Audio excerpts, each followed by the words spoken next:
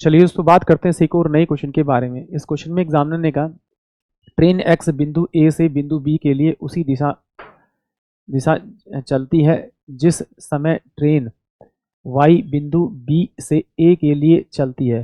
बिंदु ए और B 300 kilometre दूर है। ट्रेन कम से कम 25 किलोमीटर प्रति घंटा की निरंतर गति से चल रही है। ट्रेन चलने के 3 घंटे बाद एक दूसरे से मिलती है। यदि तेज गति वाली ट्रेन को गंतव्य तक पहुंचने में कम से कम 2 घंटे अधिक लगते हैं तो धीमी गति वाली ट्रेन निश्चित रूप से किस समय तक अपने गंतव्य पर पहुंच चुकी होगी।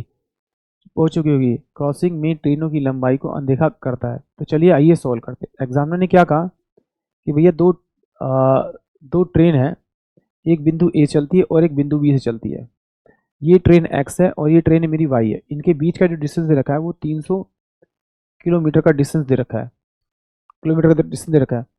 और वो कहता है कि तीनों ना किसी एक फिक्स पॉइंट पर 3 घंटे बाद मिलती है। इसका मतलब है कि ये वाली ट्रेन जब इस तरफ जाएगी और ये वाली ट्रेन इस तरफ जाएगी, अभी 3 घंटे मिलेगी।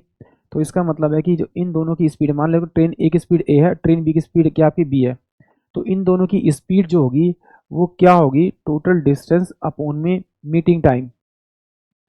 क्योंकि क्या होता है जब ये एक स्पीड जाएगी तो डिस्टेंस अपॉन में दोनों की स्पीड जोड़ के डिवाइड करूंगा तो टाइम के बराबर आएगा। तो अगर टाइम से डिवाइड करूंगा तो मेरे पास जो स्पीड आ जाएगी वो 100 किलोमीटर पर आवर आ जाएगी। या फिर ऐसे सोचिए कि टोटल डिस्टेंस कितना दे रखा है आपका 300 मीटर का। पहले वाले की स्पीड ए है तो दूसरे वाले की स्पीड बी है, तो बराबर में टोटल टाइम कब मिलेंगे, 3 घंटे बाद। तो उसे सॉल्व करेंगे तो क्या आएगा, ए प्लस में बी का जो स्पीड आएगी वो 100 किलोमीटर पर आवर आएगी।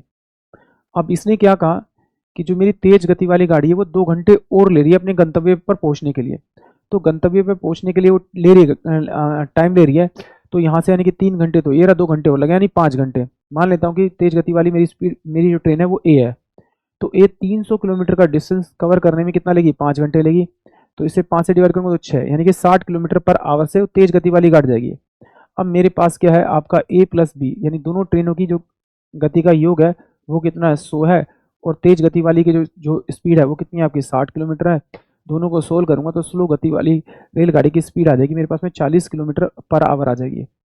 अब वो कह रहा है कि भाई कि तो वो अपने गंतव्य पर कितनी देर बाद पहुंचेगी। तो ठीक है, टोटल डिस्टेंस कितना आपका 300 है, बटे में कितना आपका 40 है। तो इसे सोल्व कर देते हैं तो ये कितना हो जाएगा, 15 बटे में आपका 2, 15 बटे में 2 यानी कि 7.5 5 आवर में। यानी कि ऑप्शन जो मेरे पास में आपका बी होगा वो इस क्वेश्चन के लिए करेक्ट आंसर होगा। यानी कि 7.5 आफ्टर स्टार्ट होने के 7.5 आवर में वो क्या आ जाएगी, अपने गंतव्य पे पहुंच जाएगी। यानी कि ऑप्शन जो मेरे पास में आपका बी होगा वो इस क्वेश्चन के लिए करेक्ट होगा। आई होप आप सभी को क्वेश्चन समझ में आया होगा।